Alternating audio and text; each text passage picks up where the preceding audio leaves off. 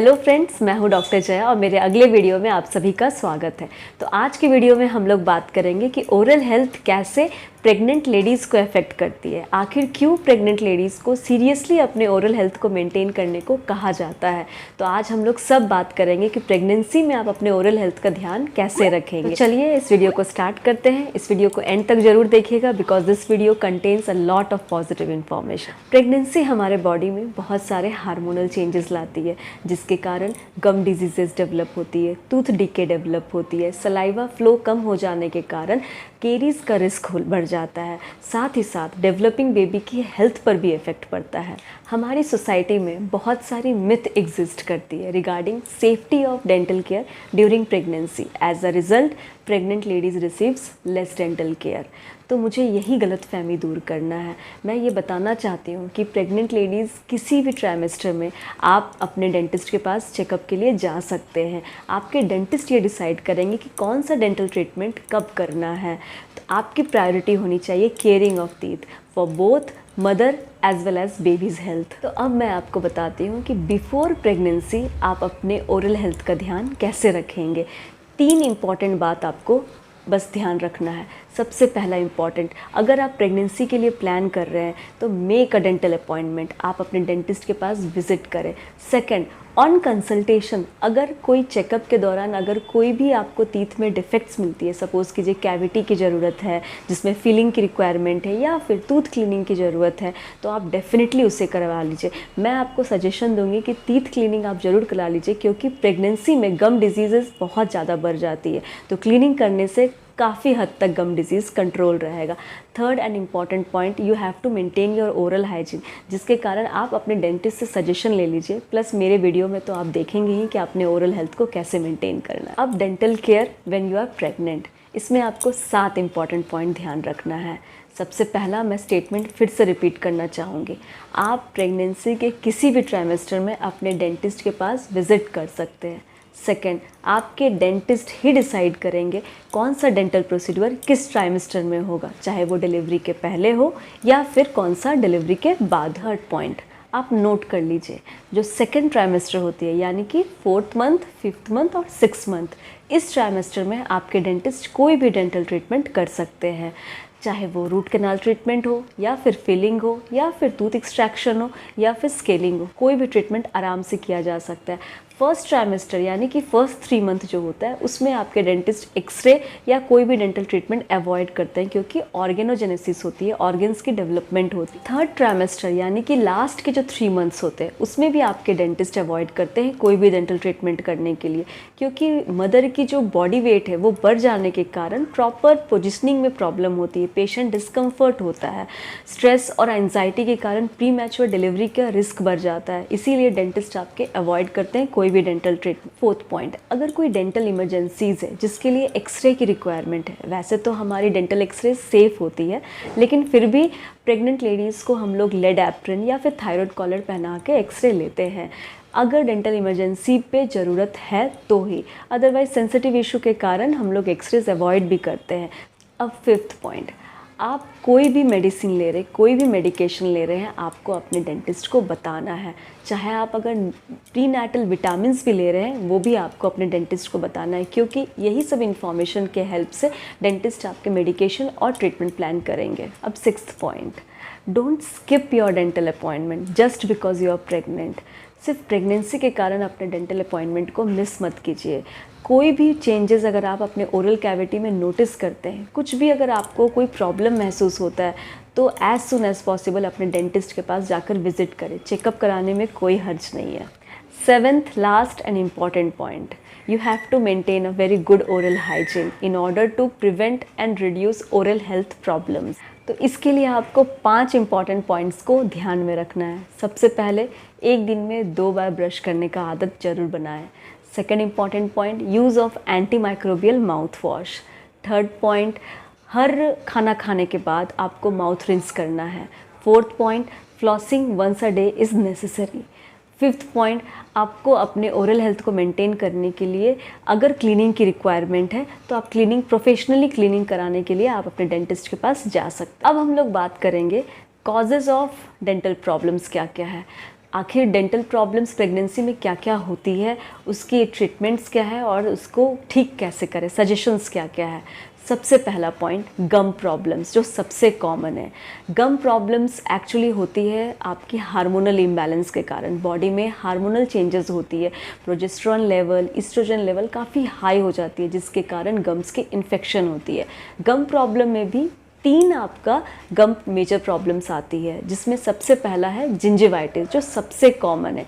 Gingivitis में आपका normal आपके गम के इन्फेक्शंस होते हैं। इसमें आपके गम्स रेड हो जाते हैं, स्वेलन हो जाते हैं, ब्लीडिंग हो जाती है, सेंसिटिव हो जाती है। आप जब ब्रश करेंगे, फ्लॉस करेंगे तो आप नोटिस करेंगे कि वहाँ से ब्लीड हो रही है। ये नॉर्मल आपके गम इन्फेक्शन है, जिसको हम लोग जिंजिवाइटिस कहते हैं। सेकेंड है गम प्रॉब्लम्स में पेरियोडोंटाइटिस। पेरियोडोंटल डिजीज़ का मतलब है जब यही गम इन्फेक्शन अनट्रीटेड रह जाता है, जब बढ़ जाता है, तो ये टूथ स्ट्रक्चर के सपोर्टिंग, जो टूथ के सपोर्टिंग स्ट्रक्चर्स होते हैं, वहाँ पे स्प्रेड हो जाता है। As a result bone loss होता है, फिर टूथ लॉस होने लगती है। थर्ड पॉइंट, पायोजेनिक ग्रैनुलोमा या फिर प्रेगनेंसी इप्यूलिस कहते हैं। ये मसूरे के ऊपर ही एक छोटा सा राउंड आपका ग्रोथ होता है, रेड कलर का होता है, जिसका मतलब है छूने से ही वो ब्लीड होने लगता है, उससे ब्लीडिंग आती है। तो इसका ट्रीटमेंट यही है। इसको ट्रीटमेंट करने के लिए सर्जिकली आपको रिमूव करना पड़ता है या फिर लेज़र ट्रीटमेंट करना पड़ता है। इसलिए मैं एडवाइस करूँगी कि अगर ये होता है तो आप सिर्फ सॉफ्ट स्मॉल हेड वाला ब्रश यूज़ करें और फ्लोराइड वाला आप टूथपेस्ट यूज़ करें। Second point, vomiting can damage your teeth. ये सबको पता नहीं है, लेकिन एक्चुअली हार्मोनल चेंजेस होने के कारण जो स्टमक के मस्कुलर रिंग होती है वो सॉफ्ट हो जाती है, जो हेल्प करती है खाना को स्टमक के अंदर रहने के लिए। एज अ रिज़ल्ट एसिडिटी या फिर मॉर्निंग सिकनेस के कारण जो वॉमिटिंग होती है, तो स्ट्रॉन्ग स्टमक एसिड्स टीथ के ऊपर कवर हो जाते हैं। तो जब आप टीथ के ऊपर वो कवर हो जाती है तो वो चांसेस ज़्यादा रहता है इनामल को डीके करने के लिए, इनामल को डैमेज करने के लिए, चांसेस टूथ डीके का बढ़ जाता है। तो मैं आपको यही सजेशंस दूंगी कि वॉमिटिंग के तुरंत बाद आपको ब्रशिंग बिल्कुल नहीं करना है। वॉमिटिंग के बाद आपको सिर्फ प्लेन वाटर से आपको माउथ को रिंस करना है, क्योंकि जो स्टमक के स्ट्रॉन्ग एसिड्स रहते हैं वो दांत के ऊपर जो कवर होते हैं, तुरंत आप उसके बाद ब्रश करेंगे तो इनामल स्क्रैच अवे हो जाती है। As a result tooth caries या फिर टूथ डीके। सेकेंड पॉइंट, आपको याद रखना है ये चीज़ कि या तो फिर आप प्लेन वाटर से माउथ रिंस करें या तो फिर माउथ वॉश आती है जो उसमें फ्लोराइड होता है, आप उसका भी इस्तेमाल कर सकते हैं। अगर फ्लोराइड वाली माउथ वॉश नहीं है तो आप पेस्ट जो होती है फ्लोराइड वाली, उसको आप अपने दांतों पे रगड़ सकते हैं और फिर उसके बाद प्लेन वाटर से आप माउथ को रिंस कर सकते हैं। इन सब बातों का थोड़ा सा आपको लोग को ध्यान रखना है। वॉमिटिंग के 1 घंटा के बाद ही आपको ब्रश करना है। अब third point, gagging while brushing. अगर आपको वॉमिटिंग टेंडेंसी आती है तो आप ये कर सकते हैं कि जो ब्रश होती है उसका स्मॉल हेड आप यूज़ करें, सॉफ्ट ब्रश का इस्तेमाल करें। सेकेंड, अपने ही फ्लेवर वाली आप टूथपेस्ट का यूज़ करें। आराम से ब्रश करें, टाइम लेकर ब्रश करें, और जब भी ब्रश करें तो आप माइंड को डिस्ट्रैक्ट करने का कोशिश करें। आप अगर चाहे तो म्यूज़िक लिसन कर सकते हैं या फिर ब्रीदिंग पे कंसंट्रेट कर सकते हैं। इन सब बातों का आपको ध्यान रखें। फोर्थ पॉइंट, फूड क्रेविंग्स होता है, हमें सबको पता है प्रेगनेंसी में। तो फूड क्रेविंग्स होने के कारण लेकिन आपको अवॉइड करना है, सुगरी स्नैक्स बिल्कुल नहीं लेना है, टी नहीं लेना है, कॉफ़ी नहीं लेना है, कोल्ड ड्रिंक्स वगैरह आपको ये सब चीज़ अवॉइड करना। अब fifth point, intake of calcium in your diet. आप कैल्शियम का इनटेक जितना ज़्यादा हो सके आप ले। उसके लिए सोर्सेस आपको पता ही है, मिल्क प्रोडक्ट्स है, मिल्क है, चीज़ है, आप ये सब का इस्तेमाल कर सकते हैं। अब sixth point, intake of vitamin D. Vitamin D के लिए आप विटामिन डी फोर्टिफाइड मिल्क आती है, आप वो इस्तेमाल कर सकते हैं। Good sources green leafy vegetables है, फिश है, एग्स है, आप ये सब चीज़ का इस्तेमाल कर सकते हैं। Small amount of sunlight can also be helpful for vitamin D, क्योंकि विटामिन डी शरीर में कैल्शियम को ईजिली एब्जॉर्ब कर लेती है। सलाइवा फ्लो कम हो जाने के कारण टूथ केरीज का रिस्क बढ़ जाता है। इसके लिए सजेशन बस इतना ही है कि ड्राई माउथ वॉशेस आता है, आप उसका भी इस्तेमाल कर सकते हो। ये सब थी common dental causes. Major complication भी प्रेग्नेंट लेडीज़ फेस करती है। For example premature delivery, low birth weight baby. ये तब होता है, कहा जाता है ऐसा, कि अनहेल्दी अगर पेरियोडोंशियम है जिसके कारण अटैचमेंट लॉस होने का चांसेस रहता है, रिस्क ज़्यादा रहता है, तो ये प्रॉब्लम्स देखी जाती है। फिर प्री इक्लैम्प्सिया भी होती है, उसके बाद जिंजाइवल टिश्यू अल्सरेशन भी देखा गया है, प्रेगनेंसी ग्रैनुलोमा भी देखा गया है, प्रेगनेंसी ट्यूमर भी देखा गया है। ये सब मेजर कॉम्प्लिकेशंस हैं जो प्रेग्नेंट लेडीज़ को फेस करना पड़ता है अगर वो अपना ओरल हेल्थ मेंटेनेंस ठीक से नहीं रखेगी। तो आफ्टर प्रेगनेंसी की बात करते हैं। प्रेगनेंसी होने के बाद, प्रेगनेंसी के वक्त तो हम लोगों को पता है कि हार्मोनल चेंजेस की वजह गम डिजीज़ेस होती ही है, तो आफ्टर प्रेगनेंसी के बाद भी आप अपने डेंटिस्ट के पास ज़रूर विजिट करें। तो अब मैं आपको बताना चाहूँगी क्या क्या आपको नहीं करना है प्रेगनेंसी में। सबसे important point, do not take alcohol, मतलब overuse of alcohol consumption is teratogenic to the developing baby, क्योंकि it can cause foetal alcohol syndrome, oral pathologies cause कर सकता है, डेंटल एनोमलीज कॉज कर सकता है, डेंटल प्रोलिफरेशन में रुकावट डालती है। सेकेंड, नो स्मोकिंग, स्मोकिंग भी इंजूरियस है, पेरिडोन्शियम और गम इन्फ्लामेशन ये कॉज करती है, क्योंकि सिगरेट के अंदर बहुत सारी हार्मफुल सब्सटेंस रहती है, टॉक्सिक केमिकल्स रहती है, जिसके कारण ब्लड के अंदर जो ऑक्सीजन है उसको हेमोग्लोबिन के साथ बाइंड करने में वो रोकता है। As a result oxygen haemoglobin carrying capacity घट जाती है, जिसके कारण oxygen of baby, oxygenation of जो फीटस होता है वो भी डिक्रीज़ हो जाती है। एज अ रिज़ल्ट एबॉर्शन या फिर स्टिल बर्थ कैन अकर।